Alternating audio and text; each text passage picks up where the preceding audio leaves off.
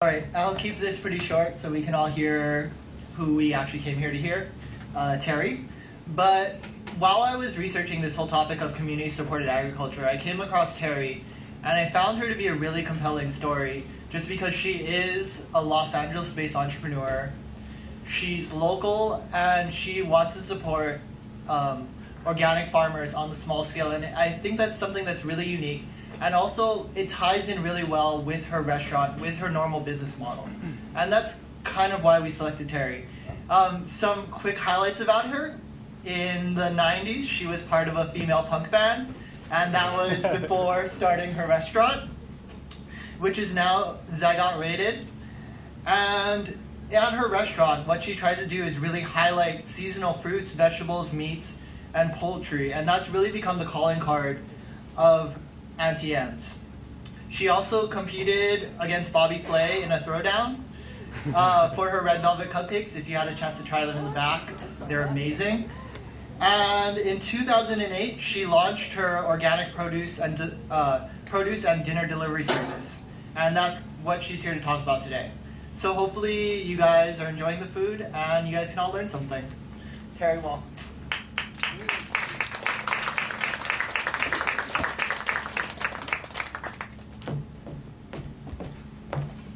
Hello.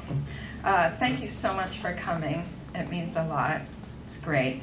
I think I'm going to just start with my background and sort of how I got started, and then launch into why I did it and why I'm doing it and how I'm doing it. I started my catering company 12 years ago out of my house, and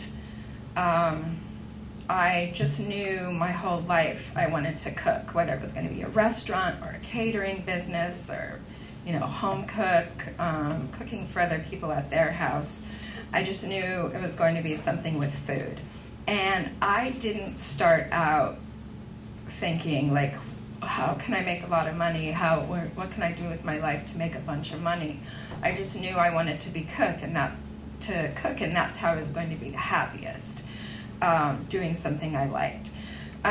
So I had a friend who was in the film business, and they were doing, I think it was a Counting Crows video, and he said, "Oh, I know you want to, start catering, or do you want to cater for us for the next 3 days for 60 people a day?" I was like, "Yeah, sure."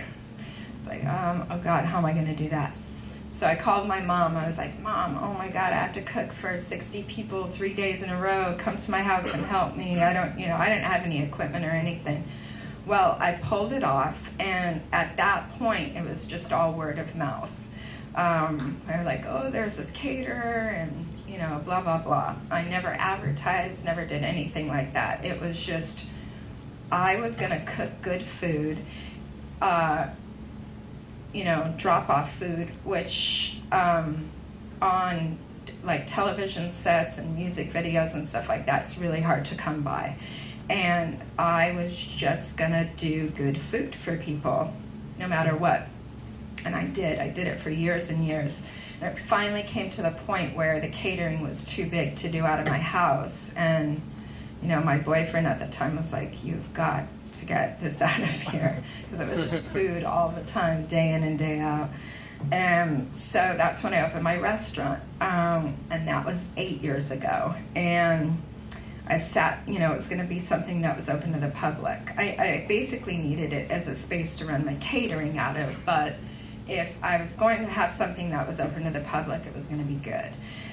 So I really concentrated on the restaurant for a long time, and sort of had this thing in my head that I wanted the restaurant to be. I wanted it to be like really sort of homemade food, like meatloaf and mashed potatoes and, cupcakes and layer cakes and cinnamon buns and things like that, but made with really good ingredients. So it's the stuff you ate when you were a kid, if your mom was a good cook. But it was done with really good ingredients, so it was even better. And I had this vision of, and that's what we're known for now, is our cupcakes, which that was never a goal of mine, but it's fine. Absolutely fine. I embrace it at this point. But I always had this vision of these like cutie waitresses walking through the restaurant with these giant cupcakes that were meant for 2 people, and that our cupcakes that we sell at the restaurant are gigantic, but people order them just for themselves at this point. It's just like so. But anyway, we got really known for our cupcakes, and at first I was sort of pissed off. It's like, no, I make way better food than cupcakes, but then I started to realize, like, well, if they're coming in for the cupcakes, they're going to eat breakfast and lunch too. So in any case, it sort of got off the ground that way, and it became really popular. And the one thing that I never ever wavered from day one was that we were going to use seasonal produce.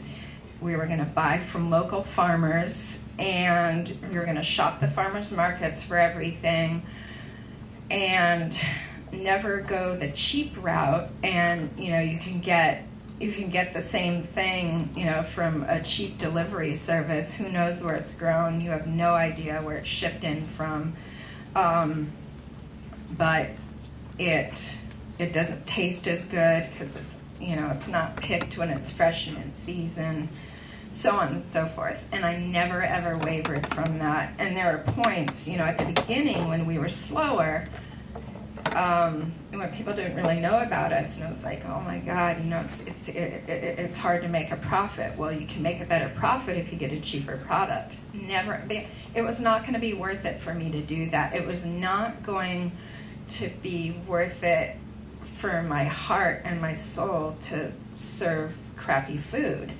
and cheap food. So I just, sort of stuck with it and didn't make as big as a profit at first as, you probably should as a business starting out, but it stuck and we became popular, and we've got lines out the door all the time now. And I still even stand back now like, oh my God, how did I make this? How did this happen? This is, it's crazy. And I still never ever take it for granted, ever. And we still cater a ton, just as much, if not more, than we did before. And the restaurant's really busy. Well, we got to a point last year, and so many of my employees can tell you that, they run the business now. It is definitely, they're all in charge. And I did it like that from the beginning. I hired my friends. Everybody will tell you, don't hire friends. I only hired my friends because I know they have my back. And I paid them all really well, much better than you're supposed to pay people, sort of working in the restaurant industry. And I don't have any turnover of employees at all. And it's really hard to get a job at Auntie M's because nobody ever quits. And the kids there make great money. They make great money. They support themselves, and then some. And I make a little less profit, but I still, at this point, in my life, do really, really, really well. And, it's taken a while to get there, but, it's a totally successful business at this point. So last year, it got to the point where I sort of, worked myself out of a job. I didn't have to really work at the restaurant anymore because it was, being run by all the employees. It's very sort of co-op run. The catering part of it runs itself. I have 30 employees. So I was just sort of sitting around like, okay, now what? Because I need to be busy all the time to be happy. And I didn't have anything to do anymore.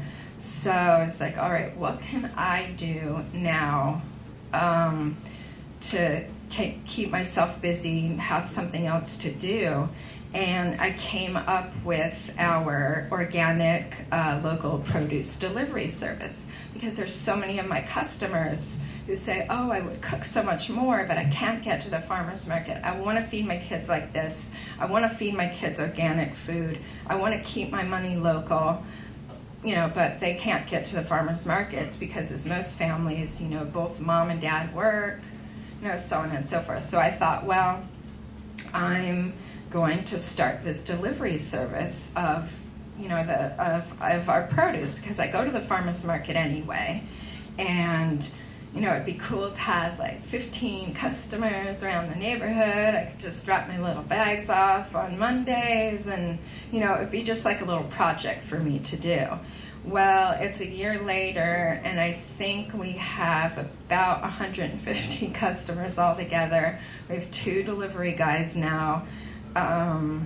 We're only going to deliver to the east side on Mondays, like just to my little neighborhood, but we've got such a good response from it that now we deliver to the west side on Tuesdays. And we can again, we've never taken ads out. It's just always been word of mouth, like, oh, this is really great, you should sign up for this service. It's so on and so forth.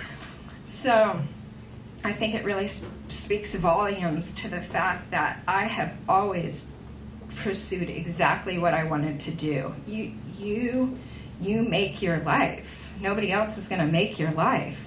You are in charge of where you go, down what path you want to go down. If you want to work for a corporation, and you make that decision. You make that decision to go down that road. And I always knew that I didn't want a boss. I didn't want somebody bossing me around, telling me what to do. I knew exactly what to do and how to do it, and I wanted to do it myself. And I created my life and my lifestyle for myself. And I never wavered. Money didn't matter when I started out. It was just that, I wanted to cook. I wanted to make people happy. I was the sort of personality that needed that instant gratification of, like, making a roast chicken, have somebody eating it saying, oh my God, that was so good. I was that type of personality, and I knew I was. And so, that's why I went down that path. But along with going down the path of doing what I knew would make me happy, along after that came, the financial reward. And it's been super gratifying, and it's been great. I put myself through college. I had to pay my own way through college. I opened up a little vintage clothing store back then, and hired like an employee to run it while I went to school, and sort of made money that way to get myself through college. As I was saying, I was in an all-girl punk rock band for like 7 years. So I saved all my money from that, from touring, from record sales and all that. I saved that to start my catering business, and then sort of so on and so forth. I never borrowed money to do it. I just saved my own money and started small, and kind of bought new stuff when I got money, when I got a profit back, and I always reinvested in my business. And it's kind of funny, when the whole stock market plunged, I didn't have a lot of money in that. I always took my money, took my profit, and reinvested back in myself, because I trusted what I was doing, and I knew I wasn't going to screw me. I knew where I was going, and I knew I was good at it. So I invested in myself. So anyway, but back to the organic produce delivery service, and why I started that was also a way to help support local farmers, which is what I believed so much in, and believe so much in, is supporting these people who are truly, growing produce, fruits and vegetables organically, nutritiously and with their hearts, instead of big corporations that, just, pump the stuff out. And, there's no nutrients left in that food anymore. And especially this food that we're giving our kids, there's nothing good left in it anymore because the crops aren't rotated, they're overplanted. And that's sort of how the potato blight happened. They overplant and overplant and overplant these fields, and all the nutrition and nutrients are sucked out of the soil, and there's nothing left anymore to fight the disease in these plants. There's nothing naturally left that can fight it. So with these small organic farmers, they rotate their crops. They get it. It's old school farming, like we used to have before the Industrial Revolution. And I'm not like this sort of like hippie kind of back to the way it was, barefoot. I think that you can absolutely have modern day thinking and education and technology also mixed with old school farming, and just sort of back to roots and back to basics because we will have to by 50, 60 years from now, we're going to have to feeding so many more people, and it's really, really a sort of conundrum. It's like, what do you do, And you guys have the education, and you guys are young, and you guys need to figure that out. You need to go to Washington and change the food policy. And make a difference with your education and and the smarts you have, and what works and what doesn't work, because it happened in your generation.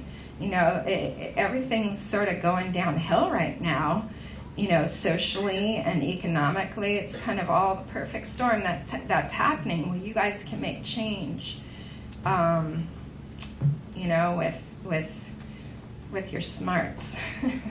Just need to get out there and do it, and sort of be passionate about what you believe in. And you can tell just by having a class like this, a gathering like this on campus, and so many people showing up, that people care. They care about their future and where everything's going. And it's important. So I think, wait, let me just look and see if there's anything else exciting I had to say. But I think let's just take questions. Yes? So, first of all, you're awesome. Oh, thanks. I paid him to say that. No. So, how come you haven't been put out of business yet by competition? I mean, this idea seems so right for the time. Everyone, is talking the talk of healthy food. Why don't you have 100 competitors? Because I think that my customers are smart. I think people are smart. They know when, they know good food. They know when it's made by people who really care about it. They know that, everybody at my restaurant thinks the same way. We all think the same way. We all are passionate about food and about where it comes from. And I hope that every single one of my employees goes off on their own someday to start their own thing. And I'm glad that they got their education and their roots from Auntie. And I think that customers see that, and that's why we haven't been put out of business.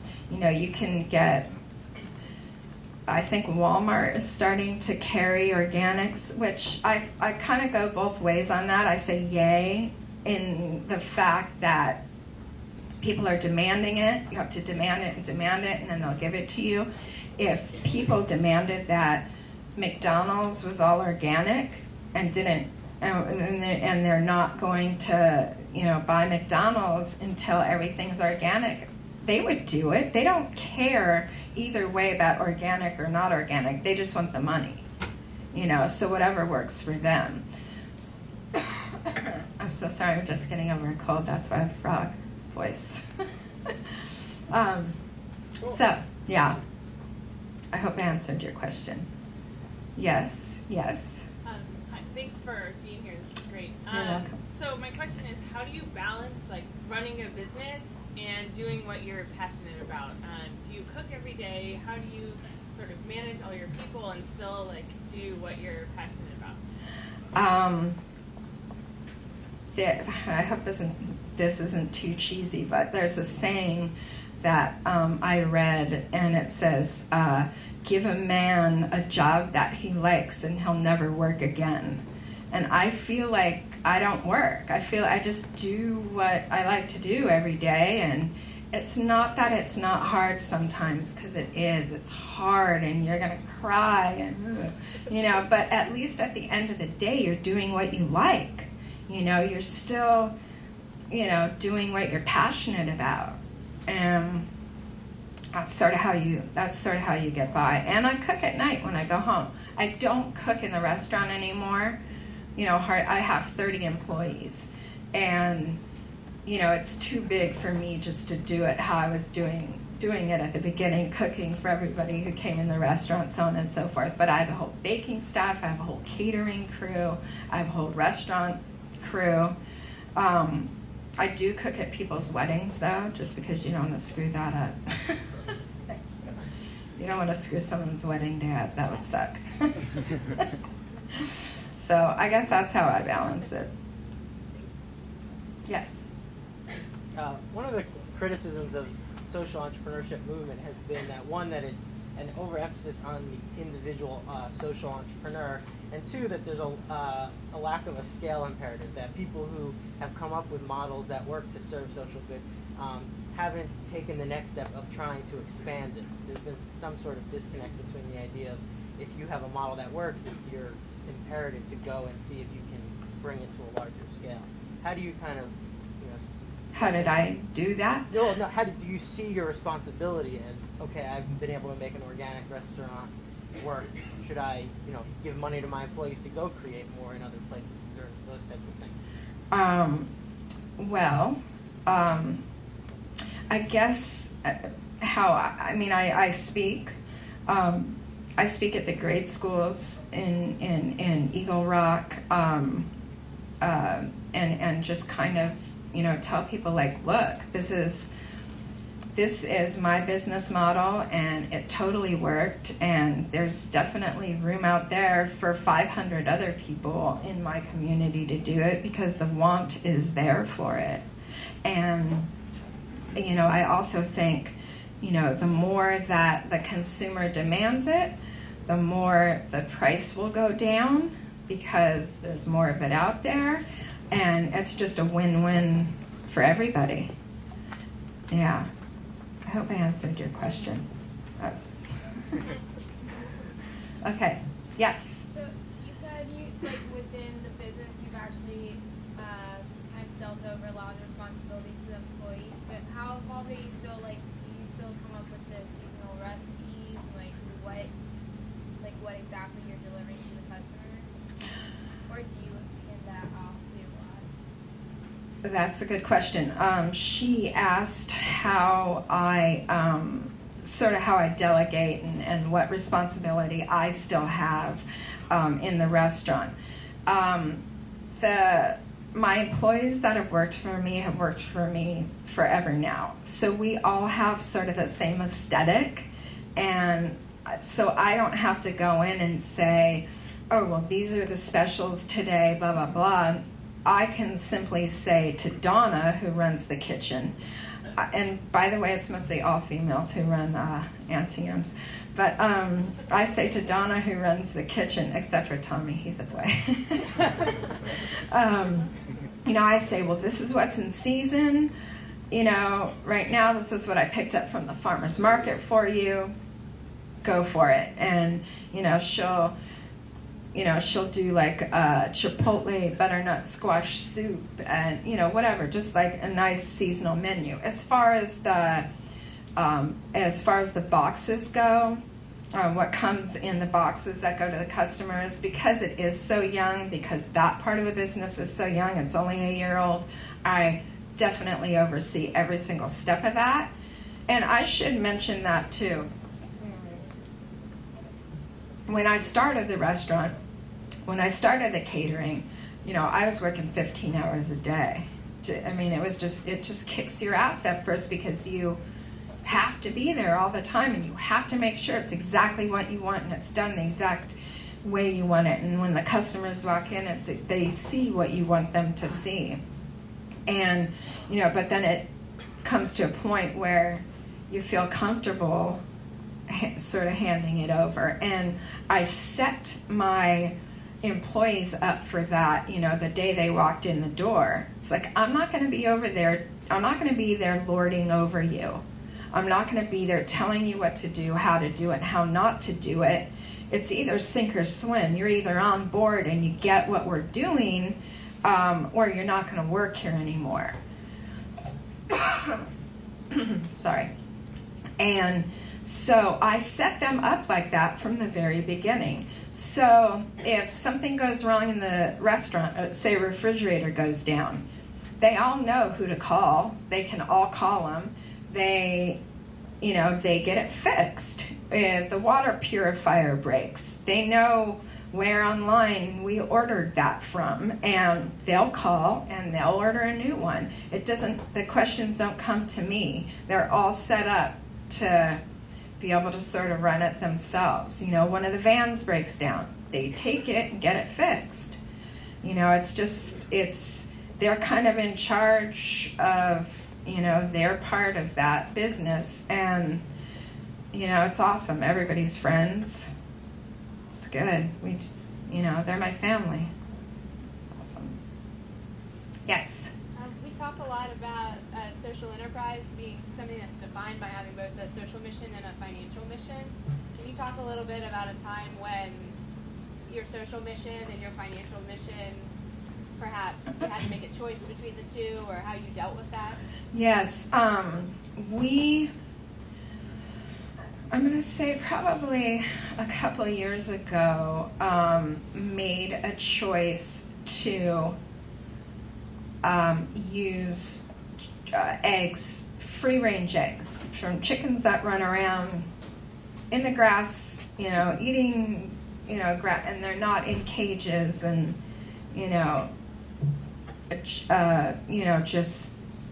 just sort of caged up and can't move around and blah, blah, blah.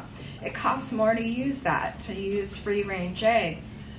But customers don't mind paying a little bit more if they know, where that their eggs are coming from Soledad goat farms, where chickens run around among the goats, and those chickens are just there to lay eggs, and they're happy. And, customers don't mind that, because we are sort of at that point, I think, in society where everybody is, everybody's on board. Everybody's getting on board with that. And that's, so, I made that social choice to do that, even though it was going to cost us more. And I couldn't raise the prices anymore, because, for a cafe, breakfast and lunch place, we're not cheap, but we're not cheap because we make everything by hand every single day, and our ingredients are more expensive. But people don't mind paying that. Just drive by the restaurant on a Saturday or Sunday. It's an hour wait to get in.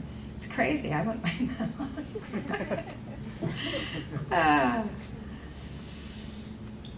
Anybody else? Come on. Yes.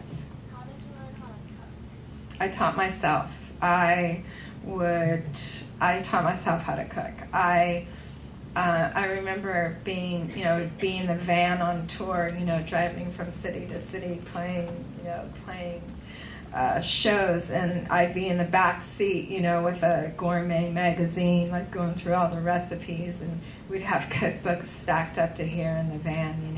It's kind of funny, like these tough girls. We're all reading cookbooks. But yeah, I taught myself. I never went to school.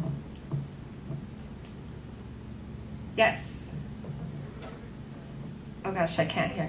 What's your favorite meal? My favorite Meal. meal? Breakfast? You mean that? If you had one last meal, what would you eat? Oh God. Oh jeez. Oreo cookies and potato chips. Oh, I can get junk food. I can get down and dirty. Just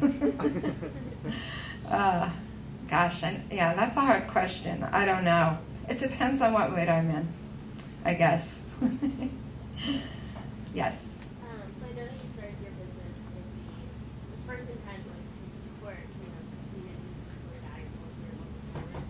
What sparked your interest in that, and why did you feel such a strong responsibility to those farmers and that type of thing? The reason I felt so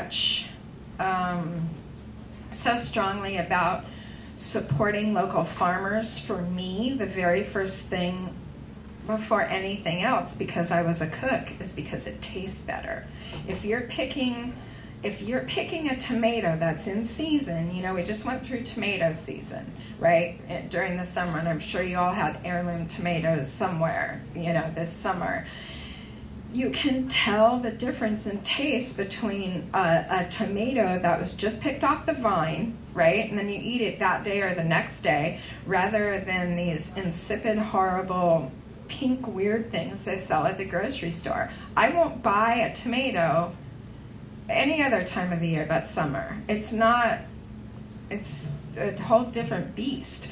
And so that's why I started. And then, that's why I started shopping the farmers markets, because that's where you get the best product that tastes the best. But then you start becoming friends with these farmers and hearing their plight, and sort of socially becoming conscious about how much better the food is for you, how much better the food is for your kids, and sort of looking at the rate of obesity in our country, and it's just it just all goes back to eating well, exercising a little. Yes. Hi, Terri. Thanks for being here. Oh, you're welcome. As an aspiring restaurateur, I know that moving from catering from your home kitchen into starting a restaurant is a huge step that has a lot of moving parts, requires a lot of work. Yeah. Can you talk a little bit about how you made that transition? What kind of things you needed to put in place to make that happen? I catered out of my kitchen at my house as long as I possibly could, because you don't have any overhead, you're not paying insurance, and it's totally illegal. Like, you're so not allowed to do that, as I'm sure you probably know. But it's impossible, it would have been impossible for me, because I didn't have investors or anything like that. It was just my own money, to just, I'm gonna go out and start a business and get a building and do all that. So I catered out of my house as long as I could and saved up as much money as I could. And it's much easier and cheaper to buy or lease a restaurant that already has a kitchen. So say it's an up-and-going, failing restaurant. That's what you want to look for, because they have a kitchen already, they're licensed, you don't have to go through all of that. And if you can get it and be open within a month, you don't have to get new licenses or anything like that. I mean, you're going to have to register with the city and get a business license and all that, but as far as health department and all that, just total nightmare. If you can purchase a failing restaurant, and if it's going to be like a dinner place, hopefully a restaurant with a liquor license or beer and wine license, then you're golden. It's sort of the way to go. Other than that, you have to have investors. You have to have it. It's so expensive. So if you can cater out of your own house for a while, go for it. Sometimes when you're just like down, like, oh my God, I can't do this. What happened to the days when I was catering out of my house? So awesome. It was me, my dog, my boyfriend, and lots of money.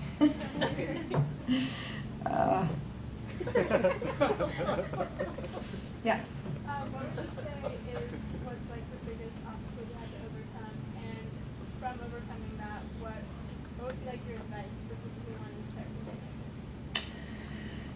I think one of the hardest obstacles sort of to overcome, and I was getting sued by an ex-employee who he was an illegal alien, and it's just the reality. Those are the people who are there, that are doing the dishes, that are cooking, so on and so forth, and it's just the reality. And it's getting a lot harder now. I mean, that's a whole nother sort of social issue. I pay my guys just as much money as anybody else, if not more, because they have really hard jobs. But there was a guy who who came in there, and it was his goal right from the beginning to sue me, and in his mind. And so he basically, long story short, after working for me for a long time, because you pay him under the table, I was paying him under the table. He got some scumbag lawyer and was like, she never paid me, and there's no proof of it because there's no checks, blah blah blah, all that stuff. And it cost me $20,000 to defend myself against this jerk. And he got every single penny that he ever worked for, and then some, bonuses all the time. And so what I've learned from that is you have got to keep good records on everything. The very first thing you do is you get a bookkeeper. Don't do it yourself. You get a bookkeeper, you get a good tax person, and keep everything on the books, even if you're paying somebody in cash. You keep records of it, make them sign. So that was a big, bad, hard one. It's like, you can't, again, it's like you can't run your business like a hippie. You know what I mean? You can't just like be peace, love, whatever, because people take advantage. Yeah, that was a hard, bad one. Lots of tears. Yes? Since you're working with local and seasonal produce, have you encountered times where the price of produce has shot up dramatically because maybe it was a poor rain season? How do you deal with that as a business? Yes, remember, I think 2 years ago when there was a real there was a freeze and all the lemons, all the citrus froze. And then, these poor farmers, that's it. That's what they grow. They grow citrus. They don't have like green beans and strawberries and whatever to fall back on. So if their crop freezes, that's it. They're not at the farmer's market anymore for the rest of the season. And, as a chef and restaurant owner, you don't have citrus on the menu then, You don't have citrus on the menu for that season because it's not available. But my customers would absolutely, like to hear that, oh, I'm so sorry, we don't have lemon bars, for the rest of the year because, the lemon's frozen. We're not going to ship, I'm not going to pay to get them shipped in from Mexico or Florida or whatever. And my customers are absolutely fine with that, exclamation. You Anybody else? I think we have time for one more question. Come on, make it good. So, Yes. so organic is now a giant industry. Yep. And we're, I guess, in agreement that organic is better than the alternative. Yes. Even though organic is being brought in from everywhere in the world and shipped the same way. No, I'm not in agreement with that. So, I mean, yes, when that, I go to the store yes, and that's I see happening. organic, I don't know Yes. whether it's organic coming in from China Yep. or whether it's organic. And we want to support local, but local can't go to scale. Correct. Right? In other words, I'm never going to be able to go to Ralph's and buy nothing but local. Right. So how do we bridge that gap? Is it always going to be that local I can only buy at very expensive prices, either through you or the market? Or? I think that's a really good question. I think it's like triple fold. And you as an individual can make the decision to, take an hour out of your Saturday and go and shop the farmers markets, because you're going to talk to the farmer who grew that stuff. He's going to be standing right in front of you. You're going to shake his hand, and he's going to tell you where his farm is and, how he grew it, so on and so forth. And yes, you're absolutely right. Local farmers can't go, can't leap to being able to provide all the grocery stores with local organic produce. But I think Whole Foods, they're super expensive. Yes, there's drawbacks, blah, blah, blah. But I think that they really do try to, because some of the farmers I buy from, they'll buy from them. And, they'll try to support local farms and farmers. But it's a good question, and I don't think that there's an answer yet. And that's why it's up to you guys to figure it out. It's like you're young. You've got good education. Figure it out. Think outside the box. I don't have the answer. I don't think anybody has the answer yet. But I think it's going to be a lot of different things. Just like with oil. It's going to be a lot of different things. It's not going to be one thing. Okay, thanks so much for having me. It was awesome.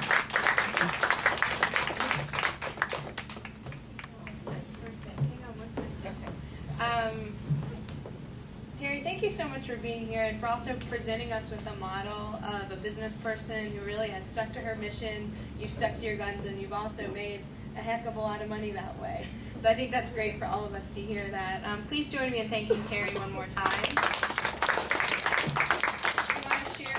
I believe everything in here is recyclable.